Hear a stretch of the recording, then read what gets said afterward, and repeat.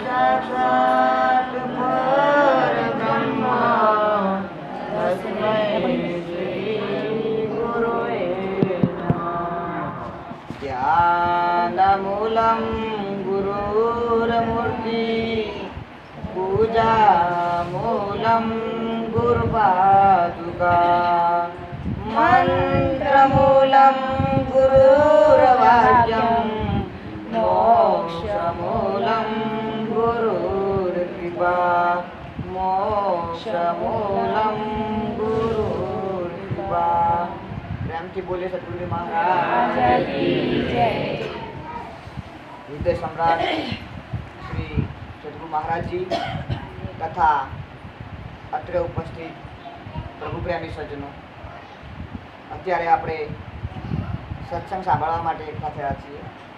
ગુજરાતી में या हिंदी में सब समझते हैं? चलो तो सत्संग सुनने के लिए हम यहाँ इकट्ठे हुए हैं। सत्संग और संत दोनों का दर्शन लाभदायी होता है। किसी संत ने कहा है कि संत मिले इतना टले, कार जाड़ यमचोट, शीश नमाई भोई धरे, कटे कर्म की फन। जब कोई संत मिलता है तो ये फायदा होता है,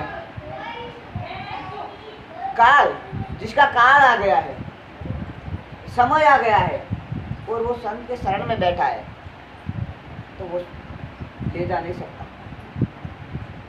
किसी जाल में फंसने वाला है, कोई षड्यंत्र हो रहा है इसके पीछे और वो संत की शरण में आ गया है तो इसके पीछे षड्यंत्र नहीं हो सकता। और यम चोट मारने वाला है तो यम भी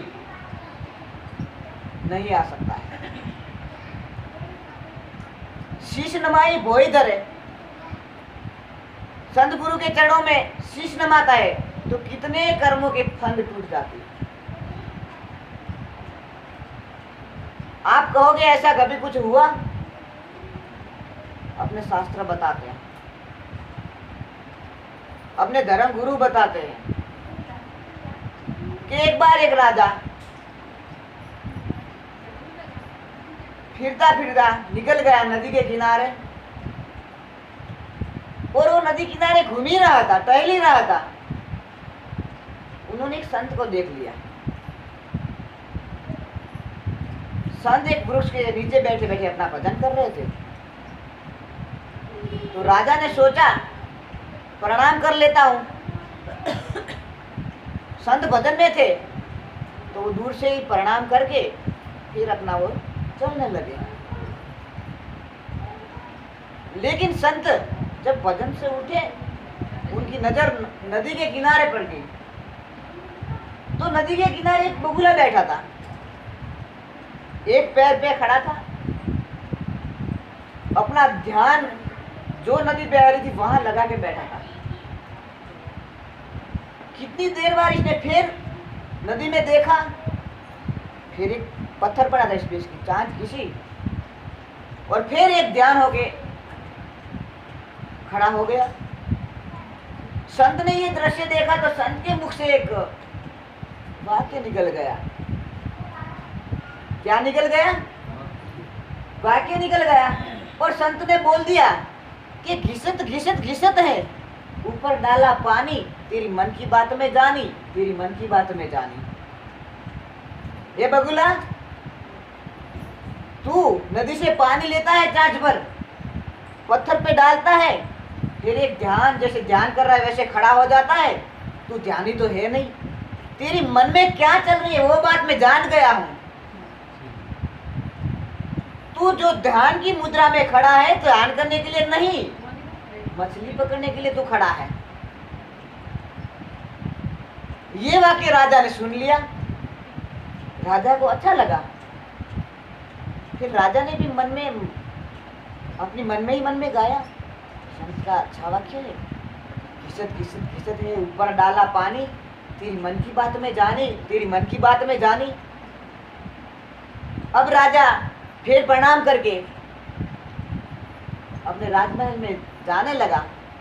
लेकिन पीछे क्या है कि जो राजा था, इसकी रानी और जो प्रधान थे, ये दोनों अपने एक दूसरे को पसंद करते थे। रानी को लगता था कि प्रधान मुझे पसंद करता है, लेकिन प्रधान पसंद नहीं करता था रानी को। वो उसकी तो दृष्टि थी राज्य पे कि कैसे भी करके इस राजा को मरवा देता हूँ, फिर इस रानी के साथ मैं शादी कर लूंगा तो रानी भी मेरी हो जाएगी और राज्य भी मेरा हो जाएगा। अब दोनों ने एक योजना घड़ी, जाल बिछाया। वो गांव में जो राजा के हेयर कटिंग करने के लिए जो नाई आता था उसको बुलाया और कहा कि देख, अब की बार जो राजा को हेयर कटिंग के लिए तू आवे, तब जब भी राजा बैठे तो तेरे अस्त्र से राजा का गर्दन काट देना है, सिर काट देना है। वो नाई घबराया, मैं ऐसा नहीं कर सकता, अपना राजा धर्मात्मा है, वो प्रजा पालक है, प्रजा का अन्नदाता है, मेरे से ऐसा नहीं होगा। लेकिन फिर प्रजा ने और रानी ने कहा, धमका के कहा, तू ऐसा नहीं करेगा तो तुझे किसी बात में फंसा के षड्यंत्र रच के हम तेरे पूरे परिवार को और तेरे को मरवा डालेंगे। अब एक तरफ राजा है, एक तरफ परिवार है। अब क्या किया जाए? फिर नाई ने सोचा कि परिवार तो मेरे भरोसे है, मान गया, ठीक है कर लूंगा ऐसा। तो फिर वो नाई अंदर ही अंदर दुखी तो है, अब क्या करे, कोई रास्ता भी नहीं मिल रहा है। जाता है घर पे और सुबह राजा को रोज आदत थी टहलने की। वो नाई जहां बैठा बैठा अपना अस्त्र धार दे रहा था, पानी डालता था, धार दे रहा था। तो राजा को ये दृश्य देखा और राजा को वो संत की बात याद आ गई जो संत बोल रहे थे। और राजा चलते चलते बोलने लगे, घिसत घिसत घिसत है, ऊपर डाला पानी, तेरी मन की बात में जानी, तेरी मन की बात में जानी। वो नाई घबराया, डर गया, अरे ये राजा तो जान गया मैं क्या सोच रहा हूँ, मुझे क्या करना है। फिर राजा ने कहा, घिसत घिसत घिसत है, ऊपर डाला पानी, तेरी मन की बात में जानी, तेरी मन की बात में जानी। वो नाई ने अस्त्र वहीं फेंक दिया और उठा, वो राजा के शरण पकड़ लिए।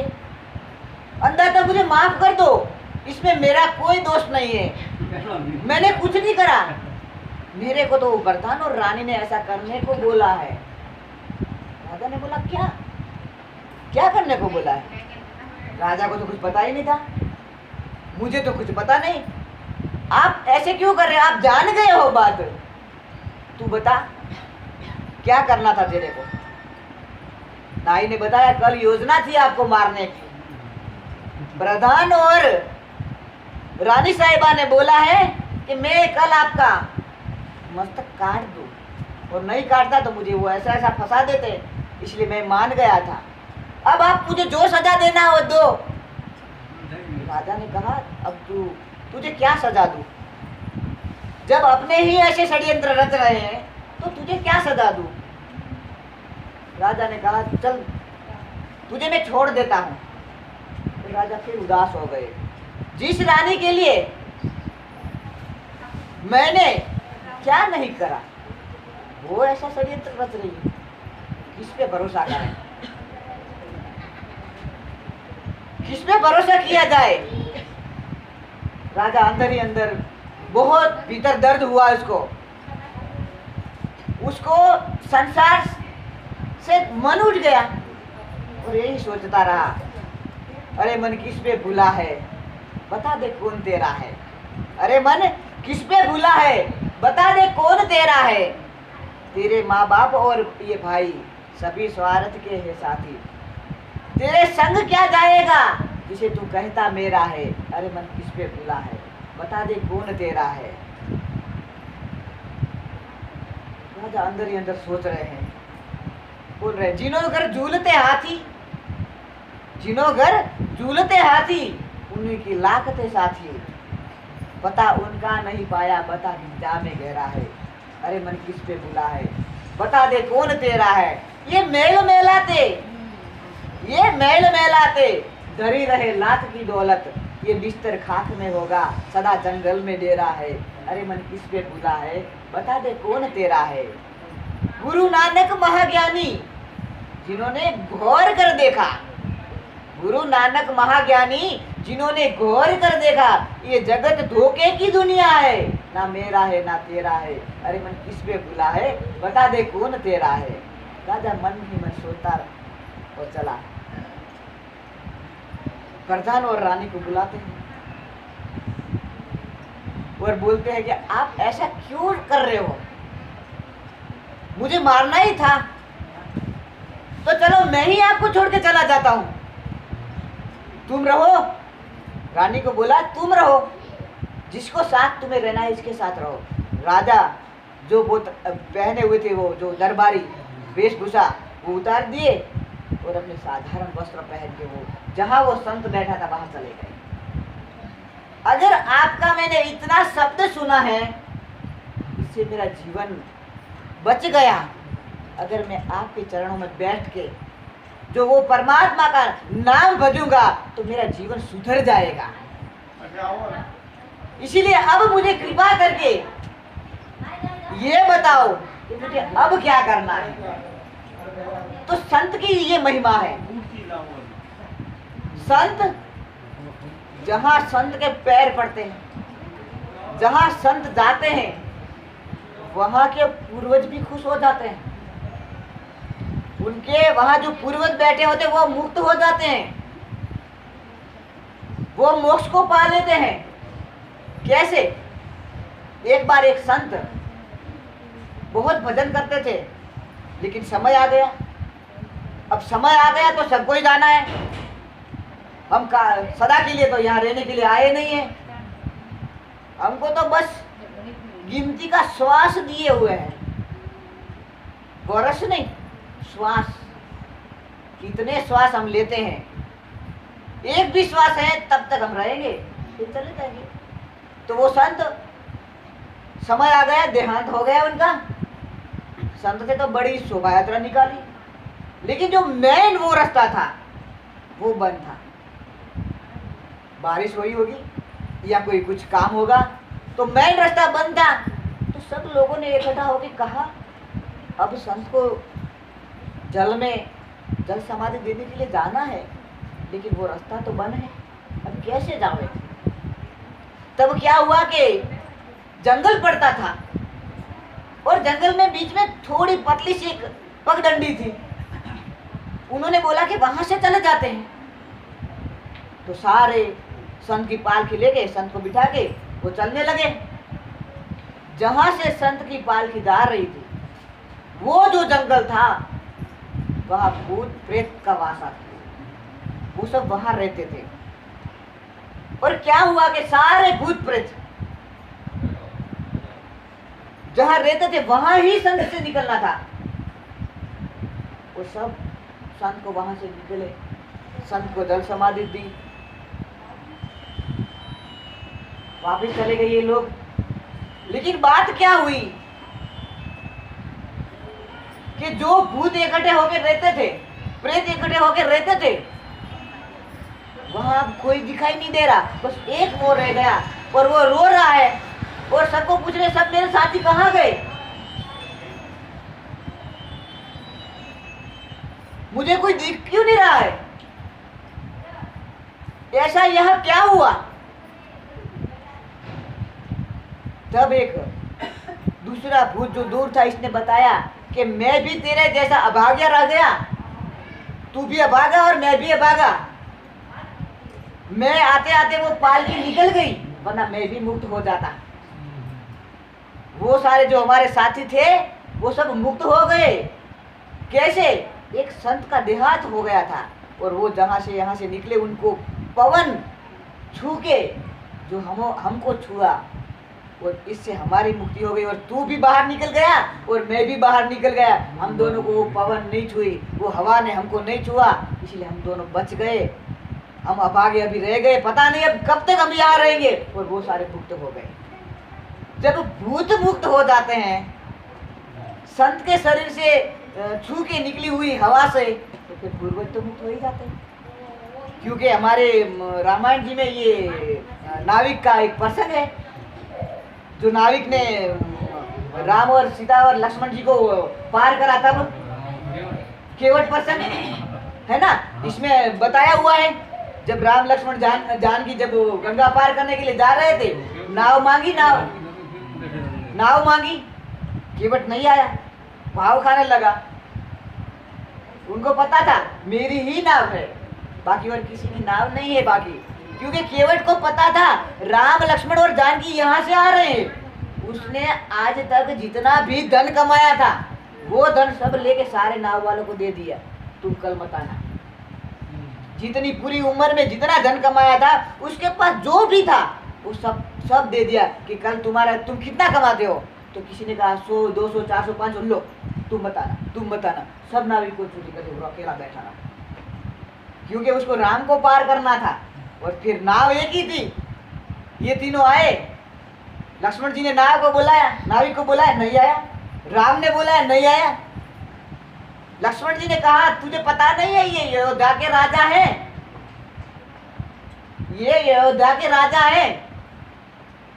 तो नाविक ने कहा मैं क्या करूं, राजा हो तो, अभी तो वो एक सन्यासी हैं, अभी राजा नहीं है। फिर राम ने कहा लक्ष्मण तू ज्यादा मत बोल, ये तेरे बस की बात नहीं, तू नहीं जानता, मैं जानता हूं इसको। फिर राम ने कहा भाई जरा हमको पार कर दो। नाविक के नहीं, आपको पार नहीं कर सकता। क्यों? आपके पैरों की जो चरण रज है वो बहुत कामणकारी है। मैंने सुना है आप जब आ रहे थे तो एक पत्थर पे आपने पैर रख दिया, वो नारी हो गई। और इतना पत्थर जितनी मजबूत तो ये मेरी लकड़े की नाव नहीं है। और आपके पैर की रज जो मेरी नाव में पड़ जाए और मेरी ये नाव नारी हो जाए, एक तो मेरी रोजी रोटी जाए और दूसरी नारी हो जाए। एक को मैं जैसे तैसे कर पाल रहा हूं और दूसरी को फिर मैं कैसे रखूंगा। इसलिए मैं आपको ऐसे नहीं बैठाऊंगा। तो फिर क्या होगा, आपके चरण धोऊंगा मैं और पूरी जो रज वो सब साफ करके फिर बैठा सकता हूँ। ठीक है भैया, तू जैसा करना चाहे वैसा कर, हमको तू पार करा दे बस। तो आइए फिर आगे। उसकी पत्नी को बोला, पत्नी को, परिवार को, सबको लेके बैठा था इस दिन, किसी को घर नहीं रखा। जाओ, दौड़ के जाओ, अपने घर जाओ और जिस वो कथरोट में हम आटा गूंथते ना वो लेके आ, वो लकड़े का वो लेके आ। वो दौड़ के लेके आई, राम को खड़े कर दिए, पैर रखो, फिर पैर एक धोया, फिर अब दूसरा रखो, तो एक रखा और दूसरा बाहर रखा, फिर वो इसमें चिपक गई रहती। बार बार धोता रहा, बार बार धोता रहा। अरे भाई लक्ष्मण जो थे वो शेषनाग के अवतार थे, उखाड़ा मारने लगे, कितनी बार धोएगा तू? जितनी बार धोना होगा इतनी बार धोऊंगा, जब तक ये रेत सारी चिपकी हुई है तब तक तो मैं धोता रहूंगा। तो फिर अब राम थोड़े सौम्य थे, बोले अब तू भाई जल्दी कर, अब ये तू ऐसा कर कि ये फिर तो क्या आपके पैर उठा के रखो, आपको जल्दी है तो ये रेती ना चिपक जाए तो आप उठा के रखो। अरे कैसे उठा के रख सकता हूँ, एक पैर दूर ना रख के बैठा, दूसरा उठाओ तो मैं तो गिर नहीं जाऊंगा। इतना डर लगता है गिरने में, हमको कितनी बार गिराया है इस 84 में, और आपको गिरने से डर लगता है। तो फिर चलो मैं आपको उपाय बताता हूँ, आप गिरो ना, इसीलिए मेरे सिर का सहारा ले लो, पकड़ लो मेरा सिर, नहीं गिरोगे। राम ने कहा ये तो बहुत होशियार है। फिर पैर धोने लगे, राम ने उनके सिर पे हाथ रख दिया, फिर पैर धुला के सबको अपनी चरणामृत दे दिया। फिर राम ने कहा भाई अब ठीक हो गया, अब तो नाव में बैठा, अब कब तक हमको ऐसे खड़े रखेगा। नाविक ने कहा देखिए आप अभी अभी आए हैं, इतनी लंबी लाइन लगी है ना, पहले उनको मैं ये पार कर दूं, फिर कि कहाँ लाइन, हमको तो कुछ नहीं दिखती, आपको कहाँ दिखेगी, आपको दिख गई होती तो कब से पार हो जाते। वो कौन? मेरे पूर्वज। आपने जो देख लिया होता तो वो पार हो गए होते, आपने देखा नहीं इसीलिए अभी लाइन में लगे। उनको मैं पहले ये चरणामृत दूंगा, वो पार हो जाए फिर मैं आपको पार लगाऊंगा। तो नाविक होशियार था, फिर सब पूर्वजों को जो थे उनके सबको वो चरणामृत छींटा दे के सबको पार के अब बैठो आप।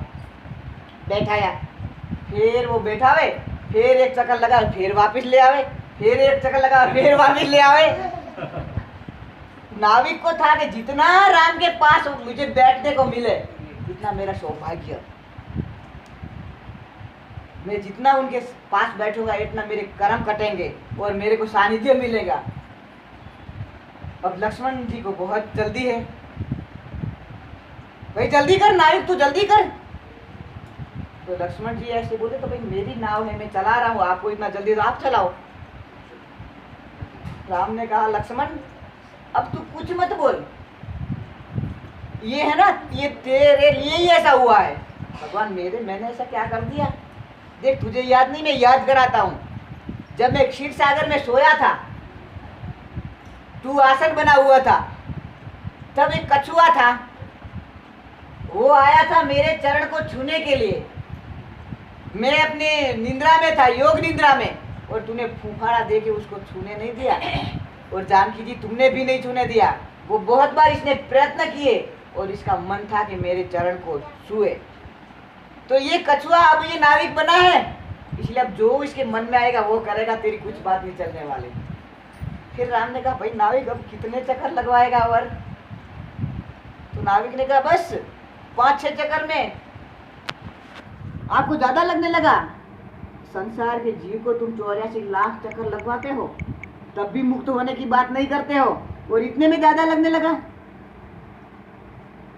फिर राम के भाई अब तो तू उतार दे। जब राम लक्ष्मण जानकी जब उतारा उनको पार लगाया, फिर वो लगा राम को और कुछ दे देते हैं, इसको कुछ दे देते हैं। राम के पास तो कुछ था नहीं। जो राम के पास कुछ नहीं था, लेकिन पत्नी ऐसी होशियार होनी चाहिए जो पति के इशारे और हाव भाव से समझदार नहीं चाहिए। सीता जी समझ गए कि उनको कुछ देना है लेकिन है नहीं कुछ, अंगूठी उतार के दे कि लो भगवान ये इसको दे दो। नाविक ने मना किया कि नहीं मैं अंगूठी ना लूंगा, हम तो दोनों भाई भाई हैं। लक्ष्मण फिर नाराज, जो कैसे भाई भाई, हम तो अयोध्या के राजा और तू नाविक। मैं आपको नहीं बोल रहा हूँ आप और हम भाई है, ऐसा नहीं, राम और मैं भाई भाई हूँ, क्योंकि वो भवसागर पार कराते हैं इसलिए धंधा भाई हुए, और मैं ये गंगा पार कराता हूँ इसलिए धंधा भाई हुए, इसलिए मैं आपसे उतराई ना लूंगा। फिर बोलते हैं अंगूठी तो मैं ले ही नहीं सकता क्योंकि माता जानकी की है। जब राजा जनक ने आपका ये जमनांग का एक अंगूठा धोया था और पूरी जानकी दे दी थी आपको, पूरी जानकी दे दी थी। मैंने तो दोनों पैर धोए हैं, मैं वो अंगूठी कैसे उनके पास से ले सकता हूँ, इसलिए मैं आप कुछ नहीं लूंगा। और जो भी आपको देने का मन करे तो फिर आप 14 वर्ष का वनवास पूरा हो और राजा बनो अयोध्या के, फिर मुझे याद करना कभी, तब दे देना। तो ऐसा होता है चरण रज, चरणामृत और संतों भक्तों का, जिसी को इसका सहारा मिल जाता है वो बिना कुछ किए हुए पार लग जाते हैं। इसीलिए संत की महिमा, सत्संग की महिमा अपने शास्त्रों में भरी पड़ी है। संत का घर में आना ही सौभाग्य है, बड़ा बहुत भाग्य होता है। बहुत अपने पूर्वज जो कि पुण्य इकट्ठा होता है तब संत के दर्शन मिलते हैं, तब संत घर में आते हैं। सबके घर में संत नहीं होते हैं, क्योंकि संत के साथ वो खुद आता है। मैं तो उन संतों के दास जिन्होंने मन मार लिया, आपा मार जगत में बैठे, आपा मार जगत में बैठे, उनमें तो कुछ अंतर नहीं, संत कहो या राम। मैं तो उन संतों का दास जिन्होंने मन मार लिया। कबीरदास जी कहते हैं कि मन चंगा, तुलसीदास जी वो रोहिदास जी कहते हैं कि मन चंगा तो कठुती में गंगा। जिसका मन पवित्र हो जाता है, जिसका मन परमात्मा के भजन में लग जाता है, वो कठोट में भी गंगा को उत्पन्न कर सकते हैं। क्योंकि संतों के चरणों में 68 तीर्थ होते हैं, गंगा यमुना रेवा। जहां जहां संत जाते हैं वहां वहां सारे तीर्थ होते हैं। एक बार एक पुत्र अपने माता पिता को कह के मुझे तीर्थ करने जाना है, संग जा रहा है, मुझे तीर्थ करने जाना है, मुझे जाने दो। माता पिता थोड़े बीमार थे। अरे कि क्या जाना है तुझे, अपने गुरु महाराज जी हैं, अपने गुरु महाराज जी का आश्रम है, हम हैं। नहीं, मुझे जाना ही है। तो चले, वो तीर्थ करने के लिए चला गया। देखता है तो जो धर्मशाला में वो उतरे थे वहां वो रात को बैठा, नींद नहीं आई। एक तो जाना भी था और घर की भी चिंता थी। जिसको चिंता होती है उसको नींद नहीं आती। उसने देखा कि पहले पहले एक काले कपड़े पहने हुए एक औरत आई, और जहां जिस जगह पे संत का निवास था, सत्संग होता था, वहां आई और वहां की रेत को अपने सिर पे सब लगा के चले गई।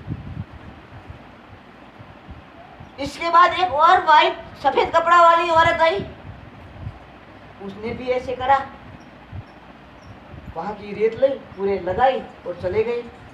इसके बाद एक पुरुष आया, उसने भी ऐसे करा। उसको अचंभा हुआ कि ये क्या, कोई भूत था, ये ऐसे क्या, कौन थे ये लोग। तब वो बड़े संत थे, उनके पास गए और पूछा कि आपके आश्रम में हम ठहरे तो ऐसा हमको दिखने मिला कि आपके आश्रम में भूत आते हैं क्या। संत के भूत नहीं थे। वो जो पहली औरत आई थी आपने देखी, जो काले कपड़े पहने हुए थे, वो कोई साधारण औरत नहीं थी, वो यमुना जी थी। वो यमुना जी थी। जब संसार के लोग यमुना जी में स्नान करते हैं और अपने पाप धोते हैं, वो पाप धोने के लिए ये संत की जहाँ चरण रज पड़ी होती वहां आई थी। और दूसरी जो व्हाइट साड़ी में थी वो गंगा थी, वो भी अपने पाप को धोने के लिए यहाँ आती। और जो दूसरे जो एक पुरुष को देखा वो तीर्थराज पुष्कर थे, पुष्कर राज जो तीर्थों के राजा है। हम सब तीर्थ करावे तो पुष्कर जाना पड़ता है, जब तक पुष्कर ना जावे तो सब तीर्थ। तो पुष्कर राज तीर्थ थे, वो भी अपने पाप धोने के लिए आते हैं। क्योंकि ये जब उनकी जब परमात्मा ने उत्पत्ति की तो परमात्मा ने कहा कि ये लोग जो संसार के लोग तुम में जो पाप धोएंगे, तो फिर उन्होंने कहा हम कहाँ जाएंगे वो पाप लेके। जब ये पब्लिक हमारे में पाप धोएगी तो हम वो पाप लेके फिर हम कहाँ जाएंगे। तुम संतों के चरणों में जाना, वो तुम्हारे पाप धोएंगे। इसीलिए हमारे शास्त्र संत महिमा से, सत्संग महिमा, गुरु महिमा से भरे पड़े हैं। अगर अपने शास्त्रों में से सत्संग महिमा, गुरु महिमा और संत महिमा निकल दो तो कुछ नहीं है। क्योंकि संत ही ऐसे हैं कि तुम्हें तुम्हारा लक्ष्य बताते हैं। वो अपना पूरा जीवन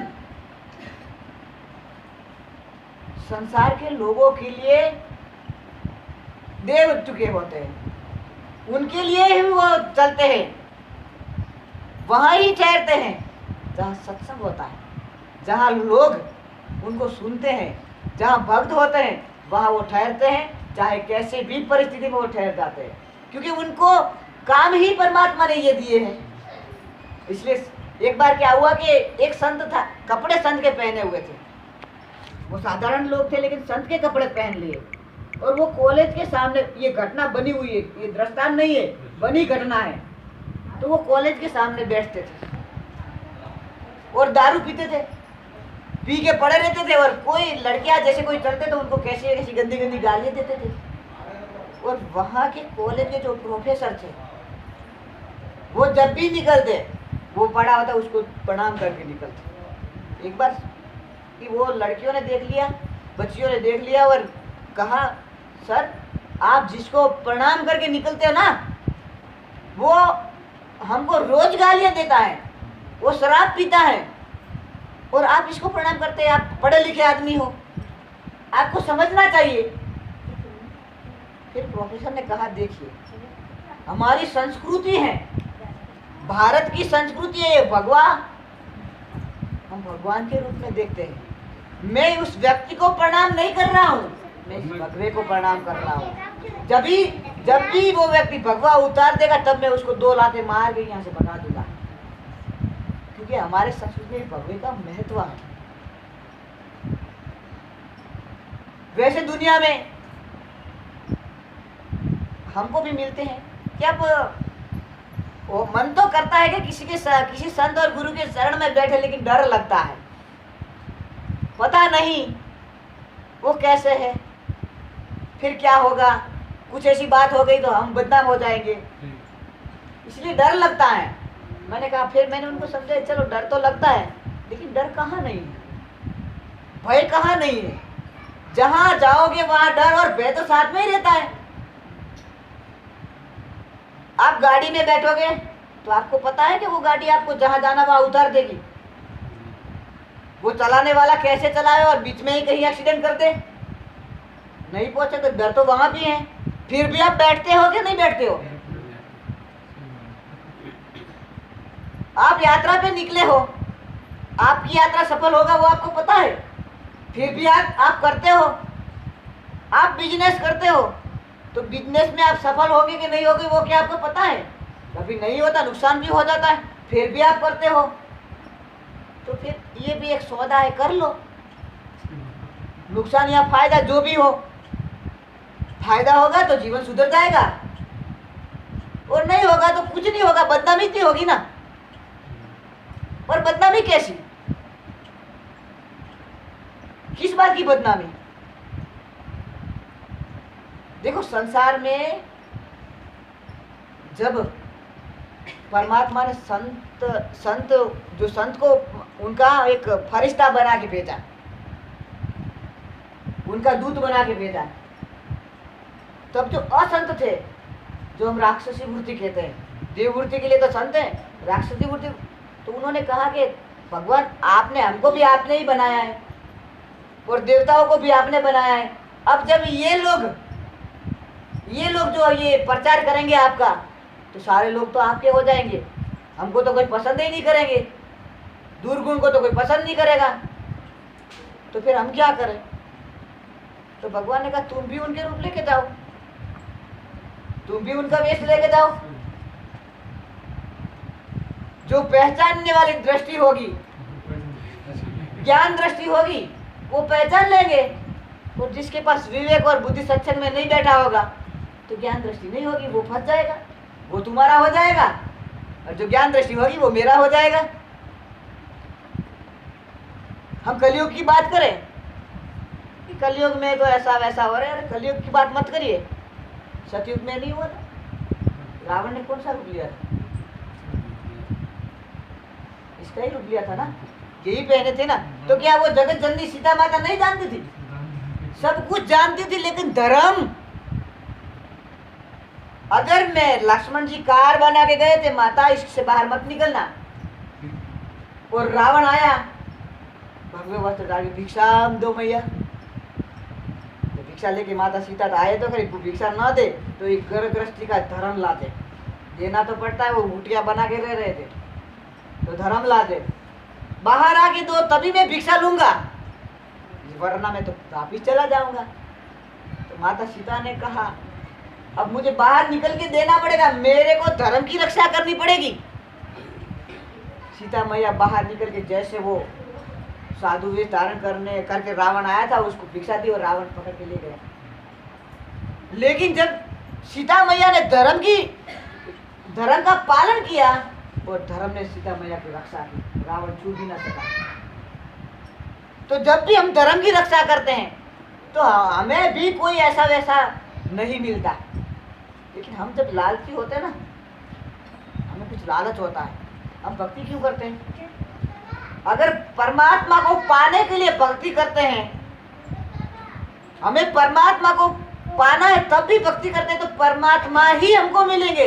लेकिन हमें भक्ति इसलिए करनी है कि हम धनी हो जाए, हमको पैसा वाले हो जाए, हमें कुछ अच्छी नौकरी मिल जाए, हमें जिसकी बहू नहीं हो तो बहू मिल जाए, बच्चा नहीं तो बच्चा हो जाए, इसीलिए हम करते हैं लालच से। तो लालची को तो लालची ही मिलेगा ना, लालची को लालची ही मिलेगा। अगर आपके दिल में जो सच्ची भक्ति है तो वो लालची आपको नहीं मिल सकता। तो उसको पता है।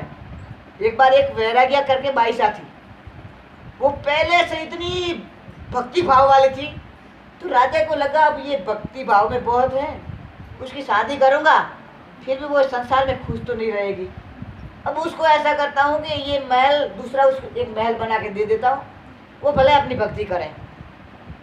तो एक महल बना के दे दिए। वो वैरागी बाई साहब वो रात को बैठती थी और परमात्मा को याद करके रोती थी, बहुत याद करके अब तुम कब मिलोगे, कैसे मिलोगे, ऐसे ऐसे भजन गाती थी। वहां एक चोर आया,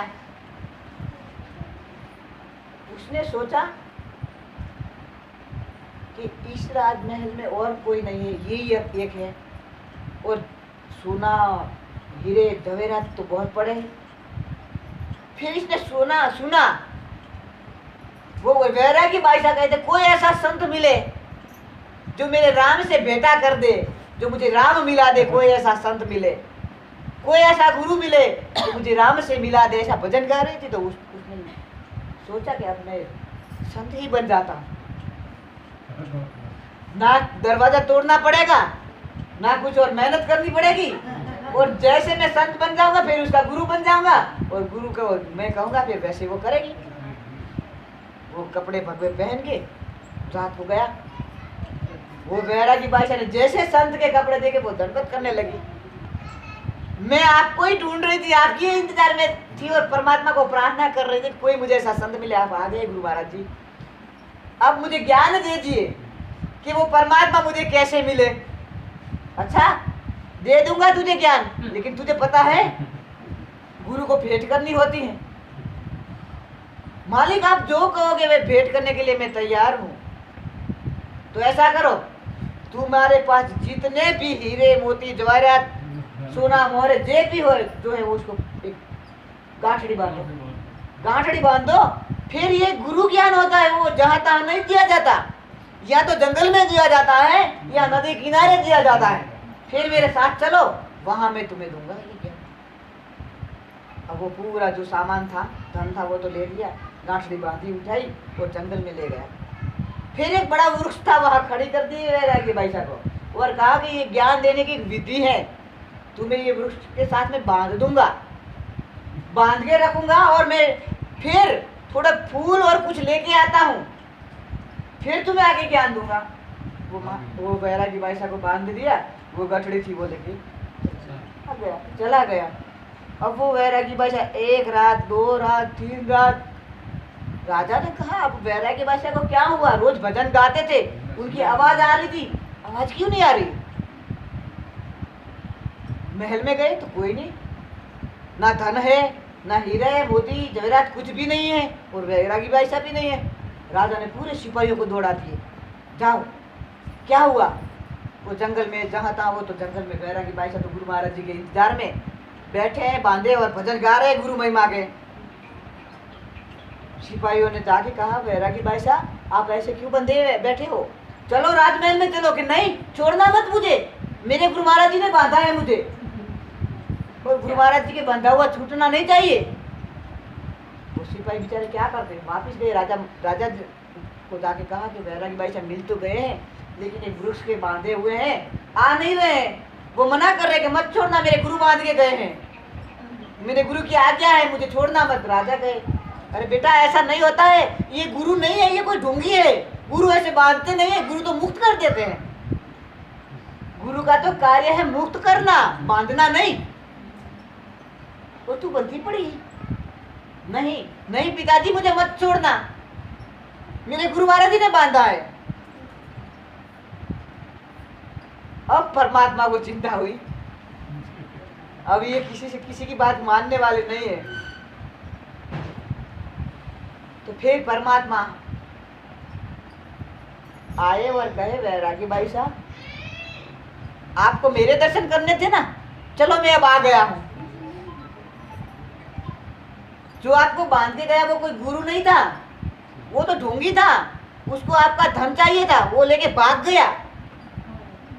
अब आप चलो मैं आपको छोड़ देता हूँ, आप राजमहल में जाइए। भगवान को भी मना कर देगा नहीं, पहले मेरे गुरु महाराज जी आएंगे, तब जाके वो छोड़ेंगे, तभी मैं छूटूंगी, बाकी नहीं। भगवान ने दूसरा रूप लेके वो चोर भागा था उसको पकड़ के ले आया। भाई तू चल, जिसको बांध के आया उसको छोड़। पकड़ के लाए और जैसे वो वैरागी भाई साहब को छोड़ा, और वैरागी भाई साहब भगवान तो वैसे ही खड़े रहे पास में, और गुरु महाराज जी को दंडवत करने लगी और बोलने लगी, गुरु गोविंद दोनों खड़े, किसको लागू पाए, बलिहारी गुरु आपकी जिनने गोविंद दियो बताए। भले ढोंगी थे, भले वो ढोंगी थे, लेकिन वो ढोंगी ने जब मुझे बांधा तब आप आए हो, वरना आप कहाँ आते। इसीलिए मैं मेरे गुरु की बलिहारी हूँ। तो जब आपके दिल में सच्ची लगन हो तो ढोंगी भी कुछ नहीं कर सकता, परमात्मा को आना पड़ता है। लेकिन हम परमात्मा को पाने के लिए भक्ति करते ही नहीं है ना। हमारी भक्ति तो माया के लिए होती है, माया को प्राप्त करना है। एक बार भगवान और माया दोनों, लक्ष्मी जी दोनों बैठे बैठे बात हो गई, बातों से बातों में बात निकल गई। और लक्ष्मी जी ने, भगवान बैठे थे ध्यान में कि क्या कर रहे हो, मैं मेरे भक्तों का ध्यान कर रहा हूँ। अच्छा भक्त तुम्हारे ध्यान करते हैं, वो तो हमने सुना था, और तुम भी उनके ध्यान करते हो कि हाँ, जब भक्त मेरा ध्यान करता है मैं भी उनका ध्यान करता हूँ, ध्यान रखता हूँ मैं उनका। उसका जीवन कैसे गुजर रहा है, क्या उसको चाहिए, मैं हर बात का ख्याल रखता हूँ मेरे भक्त का। उसकी जरूरियातें मैं पूरी करता हूँ, उसकी आबरू में कभी जाने नहीं देता। तो लक्ष्मी जी थोड़े मजाक कर लिए, मुझे लगता है आपके भक्त कोई नहीं है, सब मेरे ही भक्त हैं। मृत्यु लोक में आपके भक्त नहीं है, सब मेरे ही भक्त हैं। नहीं नहीं नहीं किया, मेरे भी भक्त हैं, चलो देख आते हैं। लेकिन मैं पहले जाऊंगी, आप मत आना, आप पीछे आना, फिर देखेंगे। तो माता लक्ष्मी जी नीचे उतरे और एक सन्यासी भाई साहब का रूप लेके बैठ गए। वहां सुबह सुबह एक बनिया आया लोटो ढोलने के लिए। बनिया ने सोचा कि संत है, बनिए जैसे चलो उसको पैर पड़ लेते हैं और आज 11 से और भोजन के लिए भी बुला लेते हैं। एक संत भोजन कर लेगा अपने घर 11 से। तो कहा कि माता जी आप हमारे वहाँ भोजन करने के लिए आओगी? हाँ भोजन करने के लिए आऊंगी, लेकिन देखो मैं अब थोड़ी बुढ़ी हो गई, आप मुझे ले जाइए, आप मुझे ले जाइए, लेकिन मैं बूढ़ी हो गई। बनिया फिर चला गया। फिर दूसरी बार फिर आ रहा था तो भगवान जो थे वो सन्यासी का रूप धारण करके बीच में मिले। थोड़े आगे आगे गए तो वो भगवान मिल गए। तो उन्होंने कहा कि आज 11 से आप हमारे वहाँ भोजन करने के लिए महात्मा जी आओगे क्या? हाँ मैं तो आऊँगा, लेकिन देखो मैं भी बुढ़ा हूँ, आप मुझे अपने घर में रखो, वहाँ रहूँगा मैं। ठीक है चलो के। जैसे भोजन बनाया और भोजन दिए, भोजन करा, अब आप रहो। फिर वो बनिया फिर वो सन्यासी को, वो जो बाईसा थी उसको बोला कि आप भी आइए ना। तो वो माता जी चलो कि आज आती हूँ। तो आके बैठे, भोजन बनाया और बनिया अपनी बर्तनों में लेके आया। मैं आपके बर्तनों में खाना नहीं खाऊंगी, तो क्या, मैं तो अपने खुद के बर्तन उत्पन्न करूँ। सोना चांदी के बर्तन प्रकट किए और इसमें लाओ। हो गया भोजन। अब ये बर्तन माता जी उसको फेंक दो, उसको फेंक दो। अब दूसरी बार मैं दूसरे लाओ करूँ, ये अब एक ही बार खाती हूँ मैं इसमें। रात का फिर भोजन हुआ, फिर खाया, फिर बर्तन पिए, इसको भी फेंक दो। बनिया कहने लगा कि ये जो वो संत था वो तो कुछ नहीं, बस खा के बैठ गया। और ये सन्यासी बहुत ही, ये तो माता जी आप कल भी रुकोगे? नहीं, मैं एक दिन ही रुकती हूँ। मैं तो नहीं, लेकिन हाँ रुक सकती हूँ। वो तुम्हारे घर में जो सन्यासी जो आपने बैठा रखे ना, वो इसको बाहर निकालो तो मैं रह सकती हूँ। बनिया ने बोला अरे भाई चलो ठीक है। तो उनको बोला कि भाई आप बाहर निकलो। वो जो बुढ़े वो सन्यासी के रूप लेके भगवान आए थे, उन्होंने कहा देख बनिया, मैं तूने को पहले बोला था ना, मुझे तू ले जा रहा है, लेकिन जब तक मैं जीव तब तक तू वहां मुझे रखेगा। इस तरफ पे तू लेके आया था, अब क्यों निकाल रहा है मुझे? अरे चल चल चल निकल निकल, ऐसी बातें मैं नहीं सुनता, तू निकल बाहर निकल। नहीं निकले तो धक्का मार के बाहर निकाल दिए। अब फिर वो माता जी को फिर भोजन करवाने बैठाए। देखा बुला लेते हैं माता जी को कि भोजन करवा ले। तो देखा तो उसमें तो कोई नहीं। माता जी भी तुरंत, जो जहाँ भगवान होते वहां ही लक्ष्मी होती है ना, जहाँ भगवान वहां लक्ष्मी, इनके बिना तो वो रहती नहीं है। तो फिर भगवान को बोला कि देखो, तुम कहते थे ना कि तुम्हारे भक्त हैं, तुम्हारे कोई भक्त नहीं है, भक्त सब मेरे हैं। जब मैंने अपनी माया दिखाई तो वो बनिया मेरे को रखने के लिए तैयार हो गया, लेकिन तुमको निकाल दिए ना। माता जी ने फिर ऐसा कहा, ठीक है देवी, ठीक है, आपको लगता होगा कि सब जगह आपकी जरूरत है, लेकिन चलो हम देखते हैं। फिर क्या हुआ कि गांव में किसी की डेथ हो गई। तो भगवान ने कहा लक्ष्मी जी अब देखते हैं किसकी जरूरत ज्यादा है। वो लेके जा रहे थे सब दाबू उसको उठा के। तो लक्ष्मी जी ने कहा कि चलो तुम्हारी जरूरत होगी, तो ये कितने तुम्हारी जरूरत है? तो लक्ष्मी जी ने कहा करा, जहाँ से वो दाबू जा रहे थे वहाँ चांदी के सिक्के की बारिश कर दी। तो इसमें दाबू बहुत सारे पूरी लाइन लगी थी, उसमें देखा अरे तो चांदी के सिक्के इसमें थोड़े बहुत थे, वो थोड़े थोड़े लेके अपनी जेब भरने लगे और थोड़े नहीं देखा, हम जा रहे हैं जहाँ जा रहे हैं, ये ऐसा नहीं करना चाहिए, चले गए। फिर आगे निकले तो सोने के सिक्के की बारिश हुई। फिर जो नहीं लिए थे वो उसको रख दिए वहाँ,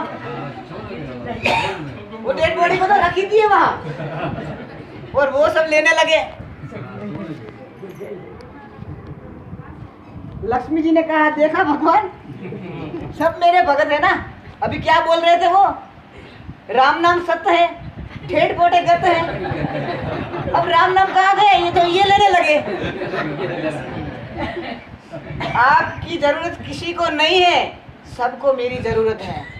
फिर वो भगवान ने कहा ऐसा नहीं है देवी, अगर आपकी जरूरत सबको होती तो वो लाश भी उठ के लेके वो सिक्के बीनने लगती, लेकिन इसमें मैं नहीं हूँ, वो लाश में से मैं निकल गया हूँ, इसलिए आपकी जरूरत भी इसको नहीं है। जहाँ मैं होता हूँ वहाँ आपकी जरूरत भी होती है, वहाँ आपकी कीमत होती है। जब मैं निकल जाता हूँ ना, तब आपकी कोई जरूरत नहीं होती है। जब तक ये परमात्मा रूपी झरना उसका कवरेज हमारे में आ रहा है, तब तक ये लक्ष्मी भी हमारी है, ये परिवार भी हमारा है, ये मकान भी हमारा है। और वो निकल गया इसलिए महाराज एक बार सारी इंद्रियों झगड़ा करने लग गई, आंख कान मुंह जीभ हाथ पैर सब झगड़ने लग गई। अगर मैं नहीं होता, पैर ने बोला अगर मैं नहीं होता तो तुम चल नहीं सकते और मेरे बिना तुम जी नहीं सकते। हाथ ने कहा अगर मैं नहीं होता तो तुम कुछ काम नहीं कर सकते और तुम्हारा जीवन फेल हो जाता। कान ने कहा मैं नहीं होता तो तुम्हारा कोई मतलब नहीं, तुम्हारा जीवन में कुछ नहीं है, तुम सुनता कैसे। आँख ने कहा मैं नहीं होता तो तुम्हारा जीवन कुछ नहीं, तुम देखते कैसे। और नाक के मैं नहीं होता तुम तो सुनते कैसे। मुख के मैं नहीं होता तो तुम खाते कैसे, बोलते कैसे। जीभ के मैं नहीं होते तुम बोलते कैसे। अब सब झगड़े झगड़े झगड़े झगड़ता झगड़ते वो झगड़ा गया ब्रह्मा जी के पास। ये हमको उत्पन्न करने वाले देवता, हमको बताइए हम सब में बड़े कौन, पैर बड़ा हाथ बड़ा कान नाक मुंह बड़े कौन। ब्रह्मा जी ने कहा मैं बता नहीं सकता तुम कौन बड़े हो, लेकिन ऐसे करो 6 महीने एक जाके आओ बाहर, छुट्टी ले लो, जिसके बिना ना चले वो सबसे बड़ा। पैर ने कहा मैं चला जाता हूँ, पहले देखना तुम कैसे काम करते हो सब। पैर चला गए।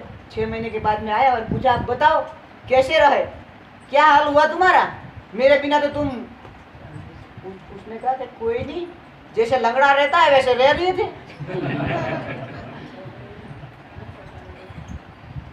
तो फिर हाथ कहता मैं जाता हूँ। 6 महीना रह गए। पूछा अब कैसा रहा, खाना वाना तो कुछ हुआ नहीं होगा, हाथ तो थे नहीं, कुछ काम तो कर नहीं पाए होंगे, अब मेरे बिना तो बहुत दिक्कत रही होगी। नहीं, जैसे लूला लेता है जैसे अपक लेता है वैसे ले लिए। अब कान बोलता है मैं जाऊंगा, देखते हैं कैसे सुन के बात कैसे सुनोगे और कैसे काम चलता है। कान चले गए। 6 महीने के बाद में आया और बताया अब कैसा रहा बताओ, जैसे बहरा रहता है वैसे। आँख गई तो आँख ने फिर जैसे अंधा रहता है वैसे।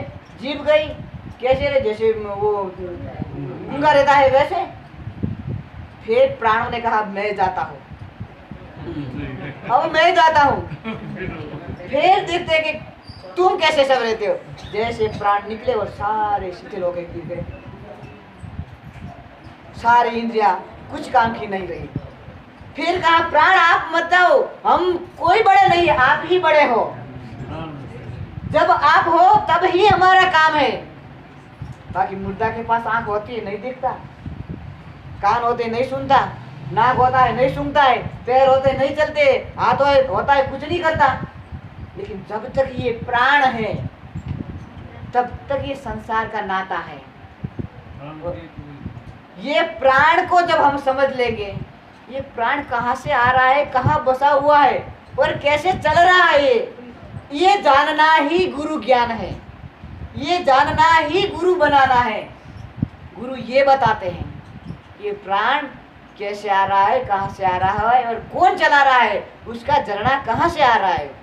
जैसे किसी नदी का मूल देखना हो, जैसे समझ लो गुजरात में बड़ी नदी है नर्मदा जी, पानी की नहरें लगी हुई है। अब कोई बता दे, कह दे कि हमको तो नर्मदा नदी देखना है, तो आप कह दोगे कि आप मैंने भी नर्मदा नदी देखी तो नहीं है, लेकिन जो नहर आ रही है ना उस नहर को पकड़ लो और नहर चले जाओ एक दिन नर्मदा नदी आ जाएगी। वो नहर इसमें से ही आ रही है। तो गुरु महाराज जी भी ऐसे बताते हैं कि इस श्वास को पकड़ लो, एक बार वो श्वास भेजने वाला भी मिल जाएगा। ये है गुरु युक्ति, ये है गुरु ज्ञान, ये है गुरु की माला, ये है गुरु का भजन। ये युक्ति जो बताने वाला मिल जाए तब ही मनुष्य जीवन सफल होता है।